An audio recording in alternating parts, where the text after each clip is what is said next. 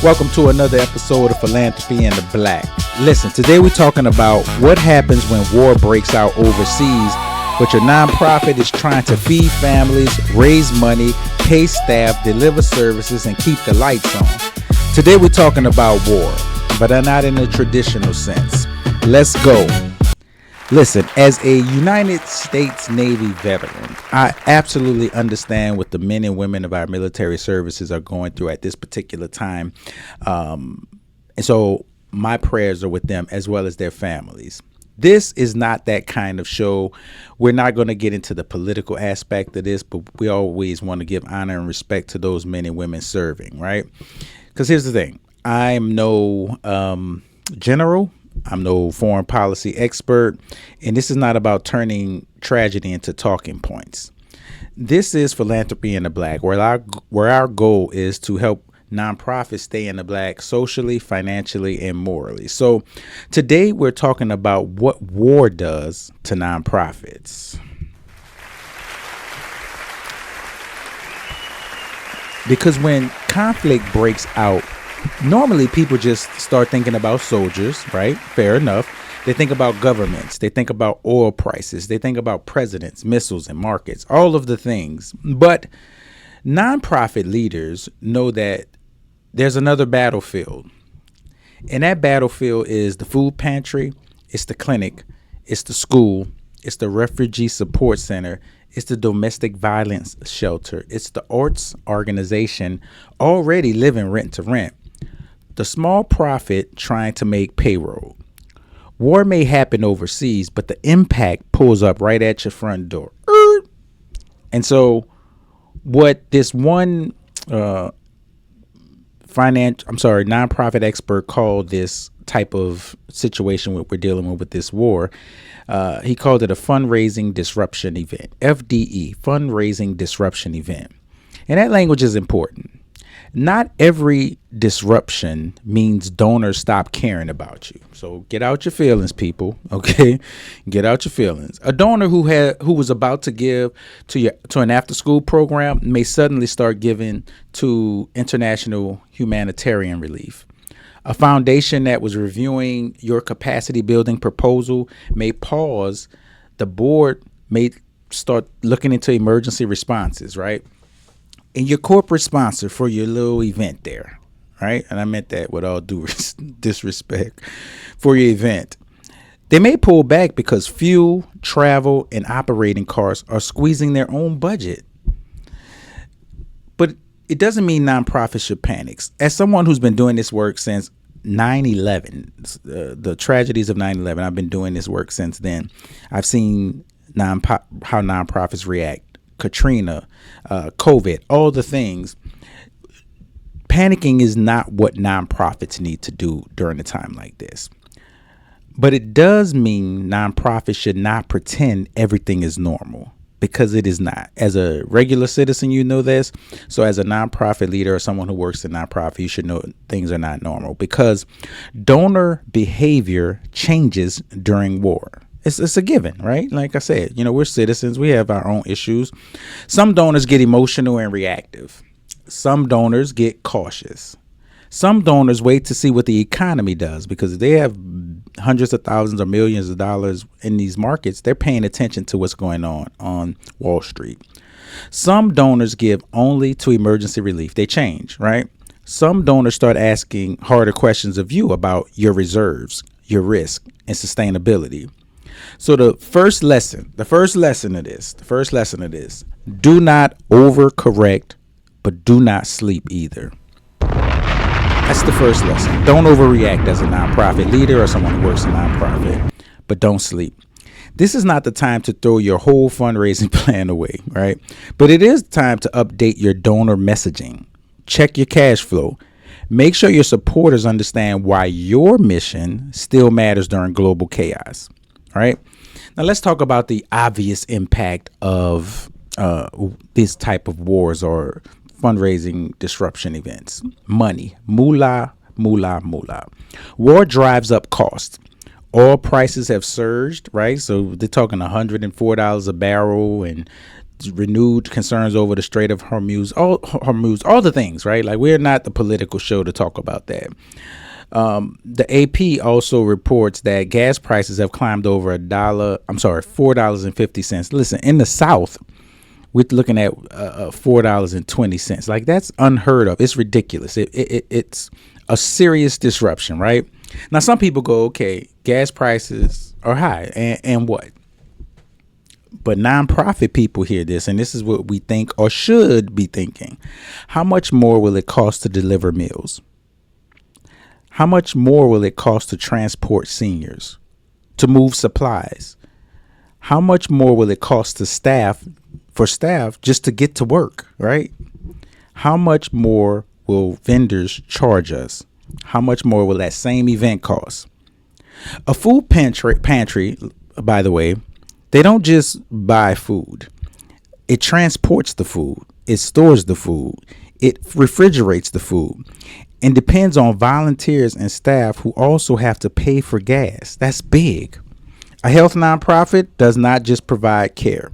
It supplies shipping, refrigeration, generators, medicine, transportation, and of course, people. So when fuel goes up, missions get more expensive.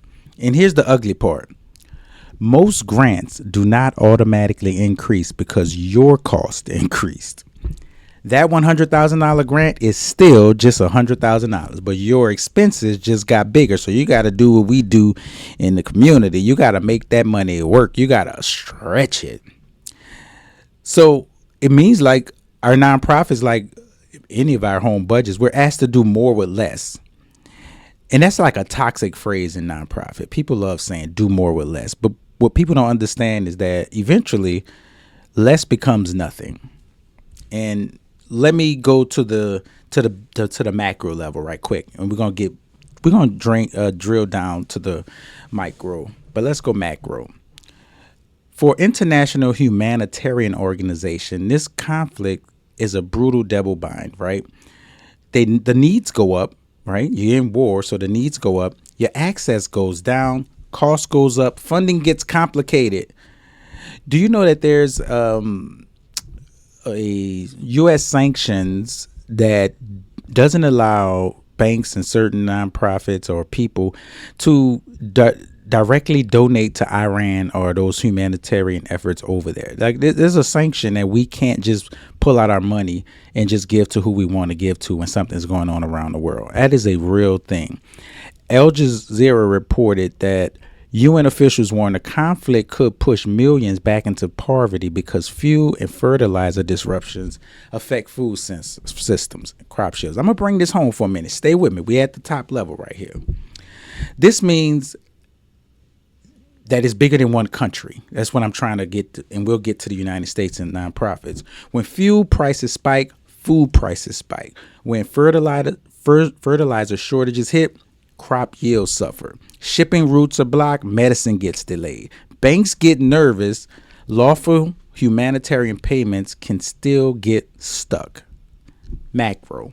And this is where the this is what the nonprofit sector has to understand something. Humanitarian work is not just about compassion. It's also about compliance. Again, here's the true fact, and you can look this up on the Council of Foundation site. That direct support into Iran is heavily restricted by U.S. sanctions, even for philanthropic actors. It is a sanction. So you can have good intentions and still create legal problems if you don't understand the rules. This is why your nonprofit, coming home now, you need to have counsel. Okay, I can't tell you how many places I've consulted with or worked that didn't have counsel or good counsel. You need to have documentation. You need to do your due diligence, and you need to understand banking partners. Have banking partners that understand humanitarian work. You don't think about it when you're depositing all your funds into a certain bank, but what is their stance on humanitarian work? Because in wartime, the question is not just, do we want to help? The question is, can we legally help, safely help, document the help? Can we protect our staff, partners, and beneficiaries while helping? That's a grown-up conversation in a nonprofit world that needs to be happening. And not everybody has it, trust me. Now let's get home. So that was my micro macro. This is micro. We're going to bring it home. So you're thinking, you're going, hey, man, my nonprofit is in New Orleans. It's in Texas. It's in Georgia. My nonprofit is not sending money overseas. So why should I care? Oh, Lord, you Yeah, know no, you're you're killing killing me. me. Shout out to OG Murder. Here's why you should care. Because war does not need your permission to affect your budget. That's dope. If your organization delivers food, your costs may rise. If you host events, your vendor costs may rise. If you rely on government funding, priorities shift. And we're going to get into that at another podcast about you got all your eggs in one basket and the government like, nah, we not funding that. That's a problem. If your donors are watching the stock market, as I alluded to before, their giving may slow down. It might not stop, but it might slow down. If the people you serve are already living paycheck to paycheck, guess what happens? Their needs increase. This is where local nonprofits get squeezed on both sides, right? Expenses up, demand goes up, donor confidence down. It's a dangerous combination. You don't want to be there. In the organization most at risk are not always the big boys. It ain't the $1 trillion, $1 million budget boys. It's the small, mid-sized nonprofit with no reserves, no flexible funding, no finance staff, and no room for error. You cannot make a mistake. The ones already surviving on delayed reimbursements, waiting on one big grant check, the ones with a passionate team but no cushion at all. It's just they raw dogging it out here. Excuse the expression. War exposes weak systems, not because the mission is weak, but because the funding model is weak. That's heavy. And as I said earlier, for our military families and how this plays into the nonprofit way as well. Listen, veterans and military families, when conflict escalates, military families have stress before the rest of us even know what the hell's going on. Deployments, fear, anxiety, trauma, financial stress, family instability. Veterans organizations and mental health nonprofits should expect increased need, not only from active duty family, but from veterans like myself whose past trauma is reactivated by current events. That means outreach matters. You can't wait until people in crisis. Are you checking on your community right now? Are you creating a safe space for your people right now? You have to communicate your resources. Partner with organizations already serving veterans and families. Listen, if they're not nonprofits that are trying to partner with veterans and family, military family organizations, that is a piss poor statement for our community, because there are already these organizations that are doing the work, and you can partner with those. Collaboration is big. That's another episode for another day. This is not charity. This is duty of care. Duty of care is a legal term. Look it up. Messaging. And I'm about to wrap it all up for you people. Now, here's where nonprofits can get themselves in trouble. In moments of war, everybody wants to make a statement. Everybody got something to say. Some people want to condemn. Some people want to support. Some people want to stay silent. Some will attack no matter what you say. Like everybody. So what should nonprofits do? I'm going to get into it. First, ask, is this connected to our mission? Is what's happening in the world connected to my mission? If you serve refugees, veterans, immigrants, Muslims, Jewish communities, and directly affected populations, yes, you may need to make a thoughtful message. Let's put that in parentheses or quotations, because if it's not thoughtful, shut the hell up. All right. But if your organization has no clear mission connection, be careful. Not because you should lack courage, but because performative statements can create real consequences. We'll drop a bomb for that. A bad statement can confuse your donors. A careless statement can endanger your partners. A vague statement can satisfy nobody. Nobody. A political statement with no mission connection can damage trust. The rule is simple. Do not speak just to be seen speaking. Speak when your mission requires clarity. And when you speak, center people. Don't get into the politics of the thing. Center the people. civilians, families, children, staff, communities, the people your mission exists to serve. So that's that part. Let's get into solutions, and we're going to bring it home right here. What nonprofits should do right now? Right now, you should run a cash flow stress test. Ask yourself, what happens if your donations drop 10%, 20%? What happens if a grant payment is delayed by 60 days? What happens if your services increase next month? Then call your top donors, not with panic, with leadership. Tell them, hey, we're monitoring the impact of the global instability or something like that on local service. Our mission remains steady, but costs are rising. This is how you keep donors close. And here's another thing. Review your donor contracts, transportation costs, event budgets, and grant budgets. Do not wait until you are underwater to tell your funders, help, things have changed. It's pitiful. Let's go a little bit further. Update your funding message. Please don't be on here with these happy-go-lucky messages and foolishness. This is the time to explain what unrestricted giving can do for you. Be intentional, not in boring nonprofit language. Say it plainly. Restricted gifts fund programs. Unrestricted gifts keep the organization alive enough to deliver those programs. That's the truth.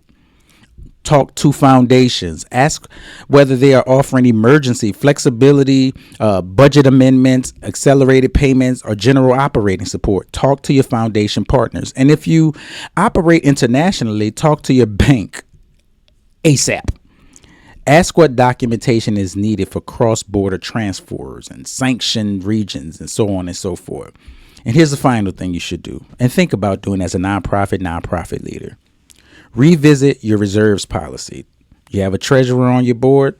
Let's look at the reserves. What's the policy on what we could do? If you do not have reserves, start building a case for it. If your board does not understand what reserves are, educate them. A reserve is not lazy money. A reserve is survival money. A reserve is how you avoid laying off staff during a crisis, people. A reserve is how you keep serving people when the world gets a little shaky. Review your risk plan, if you have one, not the dusty binder nobody reads, a real risk plan. Who makes decisions in a crisis? Who talks to the donors or the media? Who monitors compliance? Who protects your staff? We always got to throw staff in there. That's leadership. And I'll say this directly. Board members cannot disappear during global disruption. We have some lazy ass boards out there. Big facts. This is when boards need to be boards, not just names on a letterhead, gala attendees, or a rubber stamp. Boards should be asking, do we have enough money? Are our grant payments at risk? Are we too dependent on one funding source? Are we protecting our staff? Do we need to adjust the budget? Are we being realistic? A good board doesn't panic, but a good board does pay attention, because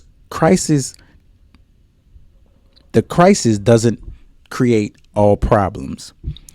Sometimes crises reveals problems leadership ignored. And here's the real lesson. We're going to wrap it up. War is not just a military event. War is an economic event, a social event, a humanitarian event, a fundraising event, a governance event, a nonprofit survival event. And while this may not be a war on nonprofits absolutely are in the blast radius. So the question is not, can we avoid disruption? The question is, can we lead through it? Can we protect the mission, right? Tell donors the truth. That's a biggie. Avoid fear-based fundraising. It's all hell breaking loose and now you're begging, right? Can we support affected communities? Can we stay legally compliant? Can we keep our organization financially, socially, and morally in the black? That is the assignment. So to every nonprofit leader listening, do not panic. This is not the time to panic, but do not play. War changes the environment. Your donors are watching. Your costs are rising. Your clients may need more. The people you serve may need more. The funders may shift priorities. The board needs to be awake. This is not the moment for silence inside organization. This is the moment for planning, people. Cash flow, communication, compliance, compassion, courage.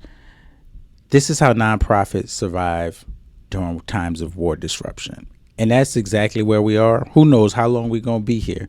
But right now, we're all here together. I'll be back next time with a new hot topic. If you enjoyed this, by all means, please like it, share it with your colleagues, subscribe. I appreciate your support, and I'll be back again. We're going to get into a few other things, but don't panic. Let's hold it down. We'll get through this together. Peace.